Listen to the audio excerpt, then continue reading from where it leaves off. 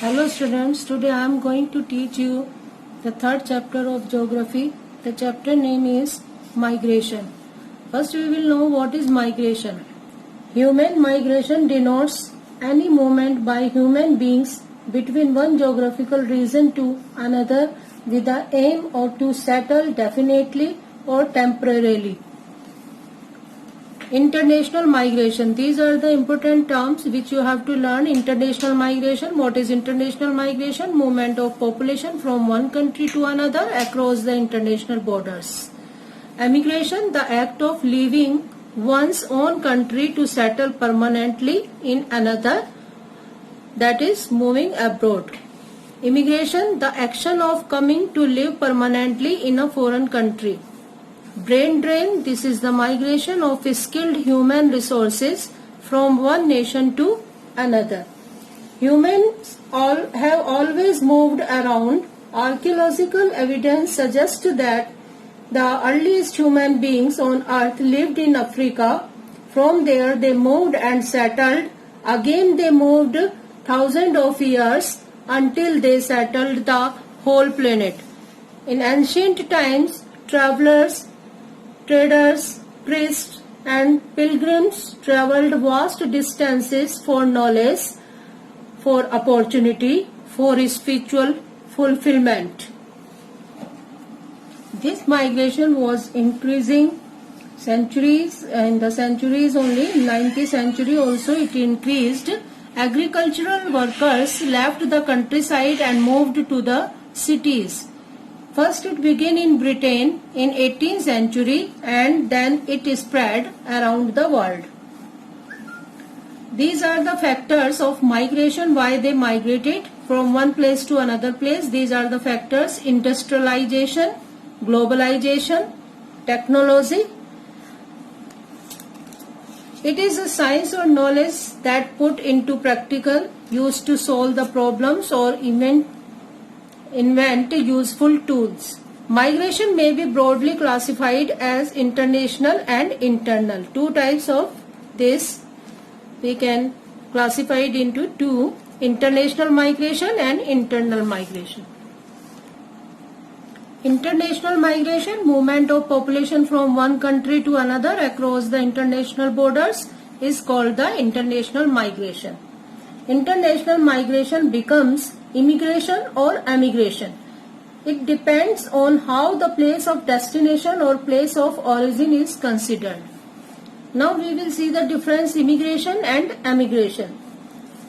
Though immigration and emigration are the movement of people from one country to another.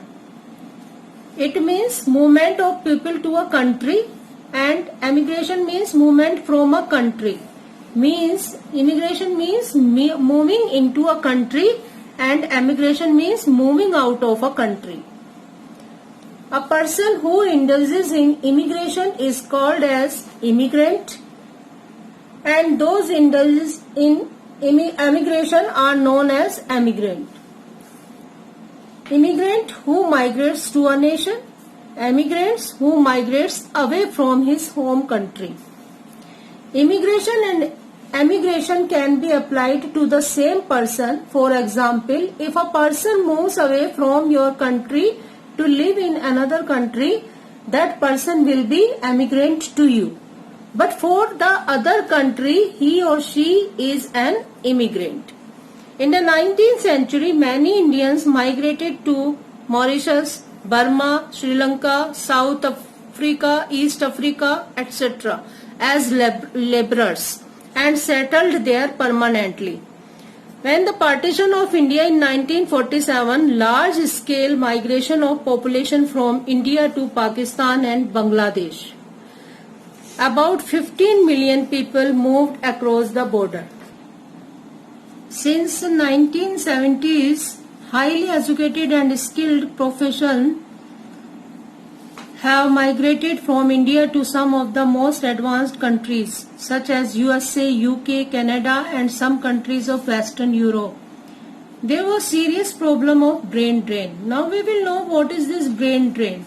Brain drain is the migration of skilled human resources for trade, education and better opportunities, etc. Trained and skilled professionals are needed in every part of the world. Why they used to move from one place to another? For better standard of living, for quality of life, for high salaries, advanced technologies, stable political conditions. In the developed countries, they attract the talent from the less developed areas. The majority of the migration is from developing to developed countries. Internal migration. It refers to people within a country moving to another location within its border. 4 migration stream. Rural to rural, rural to urban, urban to urban, urban to rural. Rural to rural. Under this, people move from one village to another, that is because of the marriage, because of the seasonality of work, lack of work, etc.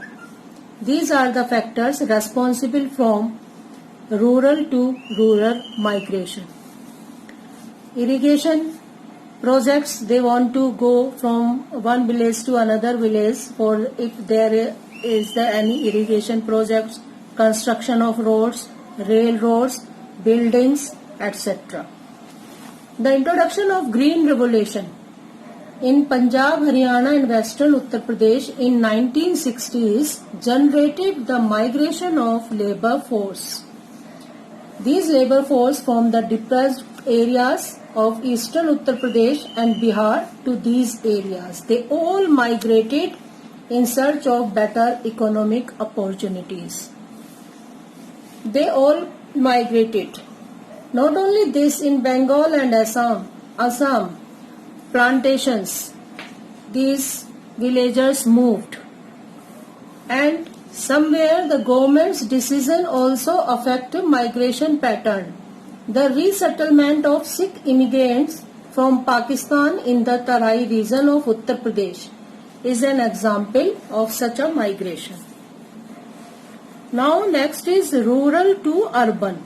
There are 2 factors, push factor and pull factor. Under this, people migrate from rural areas to the towns or the metro cities. That is, this rural-urban migration is caused by both these push factor and pull factors. In rural areas, poverty, unemployment, low and uncertain wages, poor facilities for education, recreation and other services, these are the push factors. Pull factor, better employment opportunities, higher wages, fixed working hours, facilities for education and socio-cultural activities and glamour of the urban life. They attract and they used to go from rural areas to the urban areas. This is for both poor and rich. From the countryside, they migrate to the urban areas under the influence of these push and pull factors. Poor migrate for work, for money, and rich migrate due to their desire for better and greater comforts of life. Next is urban to urban. Under this, people migrate from small towns with less facilities to large cities or metro cities with more facilities. And in small towns, they have the less facilities, and in metro cities, they get more facilities. That's why they migrate from small cities to the large cities. Next is urban to rural.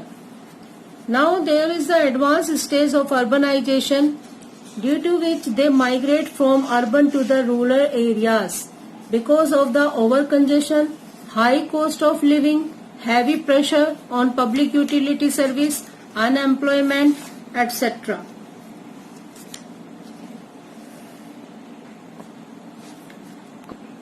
Causes of migration. There are 4 causes: economic factor, marriage, education, lack of security. Economic factor: in developing countries, low agricultural income, agricultural unemployment and underemployment, lack of alternative sources of income, These are the basic factors that migrants towards the developed area with greater job opportunities they are pushing.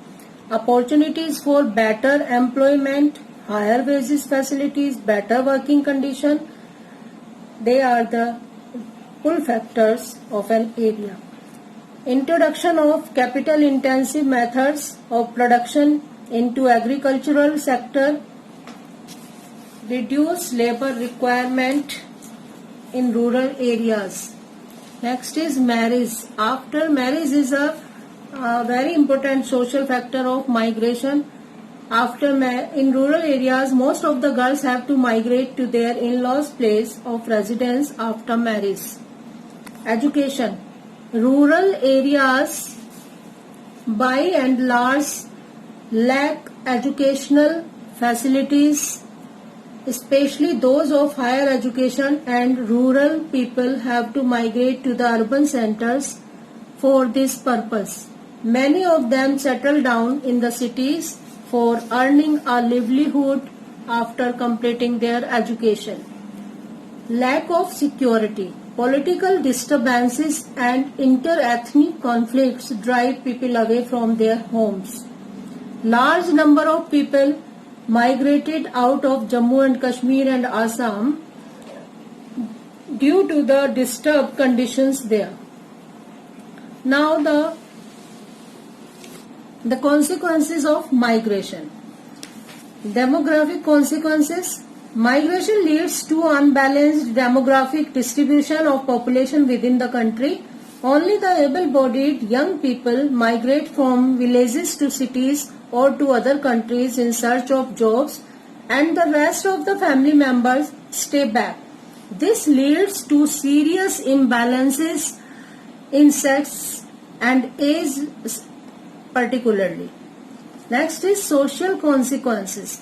Migration results in interaction between varied culture and leads to their diffusion. The receiving areas receive people belonging to different cultures through migration, which leads to cultural interaction and enrichment. Coming together of people belonging to different cultures leads to cultural conflicts in certain areas.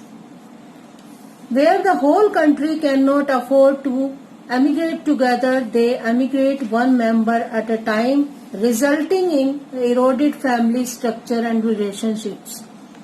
Due to overpouring of people, the older cities like Mumbai, Kanpur, Delhi faces the problem of housing, leading to people living in slums. Next is the economic consequences.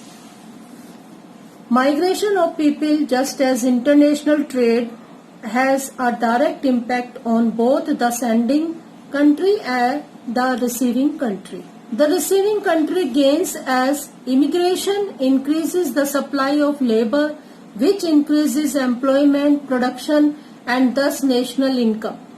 The sending country gains through migrants as they transfer their earning to the home country in the form of foreign exchange. The lesson is over.